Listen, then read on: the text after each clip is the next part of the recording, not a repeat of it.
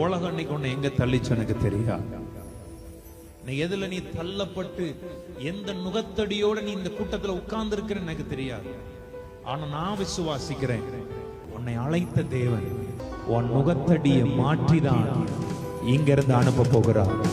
ஏதோ ஒரு நுகத்தடி என் மேல இருக்கிறது. இந்த உலகம், உன் குடும்பம், உன் புருஷன், உன் மனைவி, உன் பிள்ளைகளினால அந்த நுகத்தடி உன் மேல இருந்து உன்னை பலவீனப்படுத்தி கொண்டிருக்கிறது, உன்னை ஒடுக்கி கொண்டிருக்கிறது. இந்த உலகம் அதனால அந்த நுகத்தடி உன் மேல இருக்கிறதுனால இந்த உலகம் உன்னை ஏற்றுக்கொள்ளாதபடி போகிற இடமெல்லாம் நீ தள்ளப்பட்ட நிலையில, ஏன் உன் சொந்த வீட்டுல கூட உன்னால இருக்க முடியாத ஒரு நிலையில நீ தள்ளப்பட்ட நிலையில உன் நுகத்தடியை சுமந்து நீ இருக்கலாம். ஆனா எத்தனை பேர் விசுவாசிக்கிறீங்க?